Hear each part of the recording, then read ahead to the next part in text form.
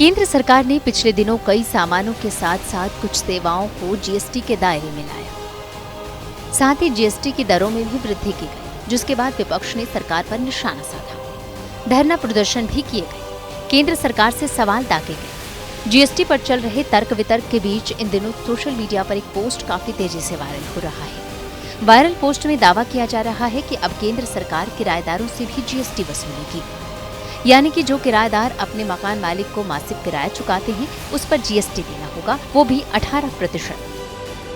कई social media users इसे इसी दावे के साथ अलग अलग सोशल मीडिया प्लेटफॉर्म पर शेयर भी कर रहे हैं। अब वायरल दावों में कितनी सच्चाई है, हमारी फैक्ट चेक टीम ने इसकी पड़ताल करने का फैसला किया। अगर देखें तो नए नियम के मुताबिक 18 जुलाई से अब जीएसटी रजिस्टर्ड कारोबारी अगर कारोबार का संचालन करने के लिए कोई मकान या घर किराए पर लेते हैं तो उन्हें 18% की दर से किराए पर जीएसटी का भुगतान करना अनिवार्य होगा। इससे पहले केवल कमर्शियल संपत्ति पर ही जीएसटी वसूला जाता था। आवासीय इस्तेमाल के लिए कॉर्पोरेट हाउस या इंडिविजुअल अगर कोई मकान या प्रॉपर्टी किराए पर लेते थे तो उस पर जीएसटी नहीं लगता था।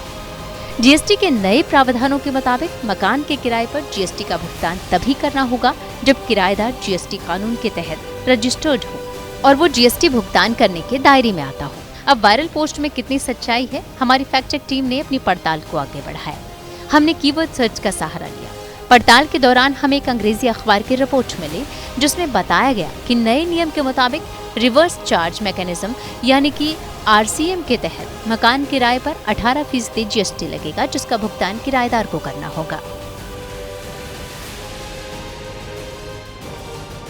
साथ ही रिपोर्ट में ये भी बताया गया कि वेतनधारी लोगों को इसका भुगतान नहीं करना होगा। इसमें वही लोग आएंगे जिन्होंने जीएसटी नंबर ले रखा है और संपत्ति का उपयोग कमर्शियल के लिए करते हैं। साथ ही इस रिपोर्ट में ये भी साफ कर दिया गया है कि अगर कोई व्यक्ति जीएसटी के तहत पंजीकृत नहीं है तो किराए पर कोई टैक्स नहीं देना होगा। क्लियर टैक्स के संस्थापक और सीईओ अर्चित गुप्ता ने भी वायरल दावों की पोल खोलते हुए यही बात दोहराई कि किराए पर हर किसी को जीएसटी नहीं देना होगा, बल्कि ये सिर्फ उन लोगों पर लागू होगा जिन्होंने जीएसटी नंबर ले रखा है और संपत्ति का इस्तेमाल कमाई के लिए करते हैं। साथ ही 40 लाख सालाना से कम की टर्नओवर वाली कंपनी भी इस दायरे से बाहर है। आगे की पड़ताल में हमें पीआईबी का एक ट्वीट मिला।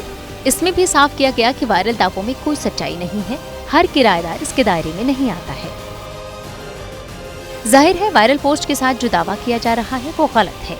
अगर कोई व्यक्ति अपने वेतन से किराए देता है तो उसे कोई जीएसटी देने की जरूरत नहीं है। ये उन्हीं लोगों पर लागू होगा जो जीएसटी के लिए पंजीकृत हैं और किराए वाले जगह का इस्तेमाल कमाने के लिए करते हैं।